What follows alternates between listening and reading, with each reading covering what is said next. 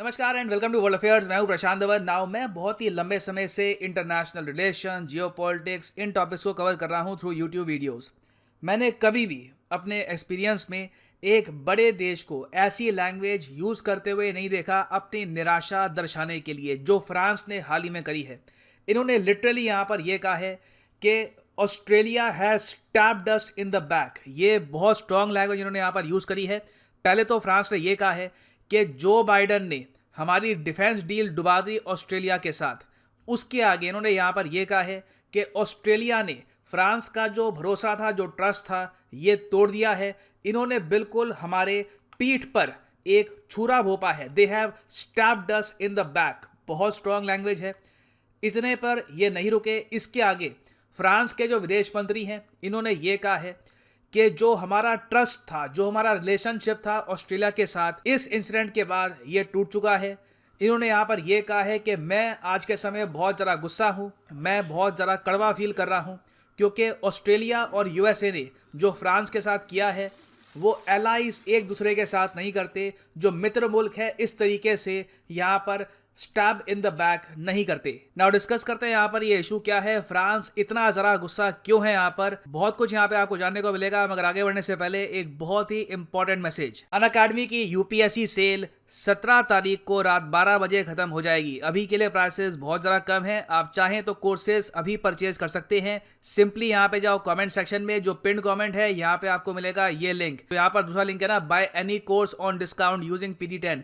इस लिंक पे क्लिक कर देना। अगर आप मोबाइल फ़ोन पे हैं तो पहले अनअकैडमी की जो ऐप है ये डाउनलोड कर लो, उसके बाद ये लिंक पे क्लिक करना और यहाँ पे आप परचेज कर सकते हैं ये अनअकैडमी का यूपीएससी जीएस कोर्स, जो इसका प्लस सब्सक्रिप्शन है। यहाँ पे जो 24 महीने का कोर्स है, यहाँ पे आप देखोगे यूजुअली यहाँ पे लिखा होता था 3,000 रुपये पर मंथ, मगर अभी के लिए यहाँ पर लिखा है 2700 रुपीज़ पर मंथ। ये अभी डिस्काउंटेड प्राइस है। इस पर लगेगा एडिशनल डिस्काउंट अगर आप यूज़ करते हैं promo code PD10। The prices will fall even more, so use the code PD10 और डिस्काउंट खत्म होने से पहले by the course that will help you clear the UPSC exam. Now France आज के समय यूएसए और ऑस्ट्रेलिया पर इतना ज़रा गुस्सा क्यों है? ये सब इशू जो है ये शुरू होता है 2016 में। 2016 में ऑस्ट्रेलिया की सरकार गई फ्रांस की एक कंपनी के पास जिसका नाम है नेवल ग्रुप। नेवल ग्रुप एक कंपनी का नाम है। भारत में आज के समय जो हम सबमरीन्स बना रहे हैं विद फ्रांस, वहाँ पर नेवल ग्रुप की ही इन्वॉल्वमेंट है। ऑस्ट्रेलिया ने इनको यहाँ पर यह कहा 2016 में कि हमारे लिए 12 सबमरीन्स बिल्ड कर दो, क्योंकि ऑस्ट्रेलिया के पास अभी के लिए थी गिनती की 6 सबमरीन। इनको कहते हैं कॉलिन क्लास सबमरीन्स, और ये सबमरीन्स बहुत ज़्यादा पुरानी हो गई थी। कई सबमरीन्स तो 25 साल पुरानी है यहाँ पर। और सिंस ये सबमरीन्स बहुत छोटी थी, जो यहाँ पर टॉर्पीडोज थे, इतने ज़्यादा डेंजरस थे नहीं, ऑलमोस्ट आप कह सकते हैं ऑस्ट्रेलिया की नेवी नॉन एग्जिस्टेंट थी, क्योंकि ऑस्ट्रेलिया के पास कोई एयरक्राफ्ट कैरियर तो है नहीं, इनके पास कोई बहुत बड़ी डिस्ट्रॉयर शिप भी नहीं है। कुछ फ्रिगेट्स थी, कुछ पेट्रोल वेसल थी, और फिर यहाँ पे इनके पास गिनती की थी 6 सबमरीन। तो आप मानेंगे नहीं, मगर बहुत ही लंबे समय तक ऑस्ट्रेलिया की नेवी को एक मजाक ही माना जाता था। तो ये जो वीकनेस है ऑस्ट्रेलिया इसको फिक्स करना चाहता था, खुद को इंप्रूव करना चाहता था। तो ऑस्ट्रेलिया ने यहाँ पर फ्रांस को ये कहा कि हमारे लिए 12 सबमरीन्स ये बनाओ, और ये होंगी ह्यूज सबमरीन्स। एक बार को ऑस्ट्रेलिया यहाँ पर 70 to 80 बिलियन US डॉलर्स खर्चने को तैयार था, क्योंकि ये चाहते थे मैसिव सबमरीन्स। मगर फ्रांस ने देखो यहाँ पर प्रॉब्लम ये खड़ी कर दी। फ्रांस ने यहाँ पर ये कहा कि ऑलरेडी हमारे पास बहुत सारे ऑर्डर्स हैं, और भारत की तरह आप मेक इन ऑस्ट्रेलिया कर नहीं सकते, क्योंकि ऑलरेडी आपके यहाँ पर सबमरीन्स बिल्ड करने की सुविधाएं इतनी है नहीं। तो आपकी जो सबमरीन्स है, अगर आप ऑर्डर करते भी हो तो आराम से 2030-2032 के आसपास डिलीवर होना स्टार्ट होंगी ना। ऑस्ट्रेलिया ने यहाँ पर फ्रांस को मना नहीं किया। यहाँ पे देखिए बिजनेस की एक बहुत ही, मैं कहूँगा, बेसिक कॉमन सेंस ये होती है कि आप कहते हैं कि आपको कुछ खरीदना है, दुकानदार कहता है कि ठीक है ये आइटम है, ये इसका प्राइस है, आपको खरीदना है तो आप खरीदेंगे,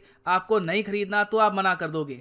आप लटका के नहीं रखोगे किसी को। आप ये नहीं कहोगे कि देखता हूँ, और फिर कई सालों तक दुकानदार आपको फ़ोन कर रहा है कि आपको वो चीज़ लेनी है या नहीं लेनी, और कस्टमर भी आ रहे हैं, मैं उनसे बात करूं, व्हाट शुड आई डू। तो आप बेसिकली उसको क्लैरिटी देते नहीं हो। तो ऑस्ट्रेलिया ने नेवल ग्रुप के साथ यही किया। इन्होंने फ्रांस की नेवल ग्रुप के कई मिलियंस ऑफ डॉलर्स बर्बाद कर दिए डेमोन्स्ट्रेशन में। हर साल ऑस्ट्रेलिया ये कहता था कि हमको सबमरीन्स परचेज करनी है। नेवल ग्रुप इनके देश में आता था अपनी सबमरीन्स के साथ, डेमोन्स्ट्रेट करता था कि देखिए ये हमारी सबमरीन है, इस तरीके से हमारे वेपन्स काम करते हैं। अब वो जो डेमोन्स्ट्रेशन है, अपनी सबमरीन्स को दिखाने का जो पूरा प्रोसेस है, उसमें ही कई मिलियंस ऑफ डॉलर्स खर्च होते हैं। तो ऑस्ट्रेलिया बार बार नेवल ग्रुप से ये जो रिक्वेस्ट है ये करता रहा और टिल दी एंड इन्होंने फ्रांस को ये नहीं कहा कि हम आपसे सबमरीन्स नहीं परचेज करेंगे। इन्होंने लिटरली फ्रांस को यहाँ पे लटका के रखा। अब सिंस जो ये डील की बात है ये 2016 से लेकर 2021 तक चली रही थी, तो फ्रांस ने भी अंदर से मान लिया कि इवेंचुअली तो डील ये हो ही जाएगी। बड़ी डील है, एक बार को टाइम लग जाए तो कोई दिक्कत की बात नहीं है। एक बार डील पे अगर अप्रूवल लग गया तो हमको मिलेंगे billions and billions of dollars. मगर अचानक से यहाँ पर फ्रांस को पीछे छोड़ते हुए यूएस और यूके आ गए।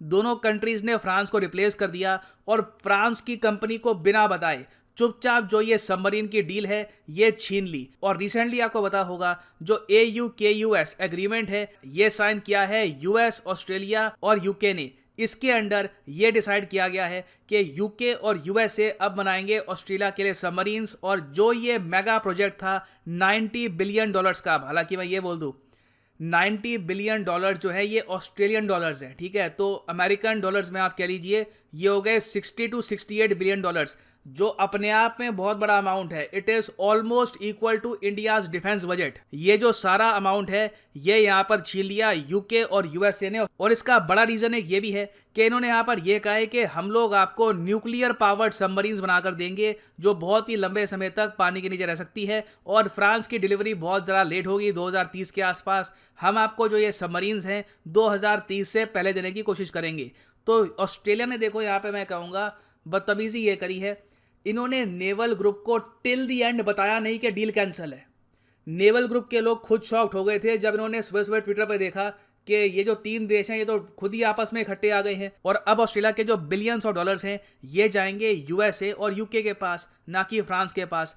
तब जाकर यहाँ पे फ्रांस ने कहा है कि ये तो बैक स्टेप है। इन्होंने ओपनली कहा है कि अलाइड कंट्रीज आपस में ऐसा नहीं करती। और फ्रांस की गवर्नमेंट गुस्सा यहाँ पर इसलिए है क्योंकि जो ये फ्रेंच कंपनी है नेवल ग्रुप, ये अभी के लिए चल रही है लॉस में। हालांकि इंडिया से इनको बहुत सारे कॉन्ट्रैक्ट मिले हैं, मगर ये बहुत ज़्यादा इन्वेस्टेड थे ऑस्ट्रेलिया के कॉन्ट्रैक्ट को लेकर। बाकी और भी बहुत सारी कंट्रीज थी जो इनको कह रही थी कि हम आपके साथ सबमरीन्स बिल्ड करना चाहते हैं। उन्होंने बाकी कंट्रीज को कहा कि नहीं, हम अभी एक बड़े प्रोजेक्ट की बात कर रहे हैं, एक बार ऑस्ट्रेलिया की डील फाइनलाइज हो जाए उसके बाद हम आपके साथ काम करेंगे। तो ऑस्ट्रेलिया के चक्कर में फ्रांस ने कई कंट्रीज के साथ जो डील हो सकती थी, छोटी डील मतलब 2 बिलियन की डील, 3 बिलियन की डील, ये डील्स नहीं करी। तो अब आज के समय जो फ्रांस की कंपनी है नेवल ग्रुप, ये लॉस में चल रही है। इनको जेन्युइन एक फाइनेंशियल सेटबैक लगा है because of Australia.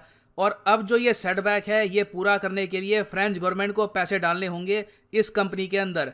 Most probably इनको यहाँ पर 8 से लेकर 10 बिलियन डॉलर्स पे करने होंगे टू नेवल ग्रुप ताकि ये जो कंपनी है प्रॉपरली काम कर पाए। तो ये बहुत ज़्यादा खराब न्यूज़ है फ्रांस के लिए, इमैनुअल मैक्रोन के लिए बहुत ज़्यादा खराब न्यूज़ है। अब जो फ्रांस के लोग हैं ये यहाँ पर सोच रहे हैं कि मैक्रोन से इंटरनेशनल रिलेशन नहीं संभलते, 2022 में चुनाव आने वाले हैं और जो ये पूरा इंसिडेंट हुआ है फ्रांस के लोग भूलेंगे नहीं कि हमारा प्रेसिडेंट एक न्यूक्लियर डील फाइनलाइज नहीं करवा पाया। फिर और जगह भी आप अगर देखो तो फ्रांस जहां पर वेपन सेल कर सकता था, अब फ्रांस वहां पे वेपन सेल नहीं करेगा। रिसेंटली फ्रांस ने यह कहा है कि इथियोपिया को ये वेपन सेल नहीं करेंगे क्योंकि तिग्रे रीजन में ये बॉम्बिंग कर रहे हैं। हालांकि नैतिक रूप से आप अगर देखो तो निर्णय ठीक था, मगर इथियोपिया बिलियंस ऑफ डॉलर्स का डिफेंस इक्विपमेंट परचेज करने वाला था फ्रॉम फ्रांस, ये गया हाथ से। तो फ्रांस की जो डिफेंस इंडस्ट्री है आज के समय जेन्युइनली शॉक्ड है।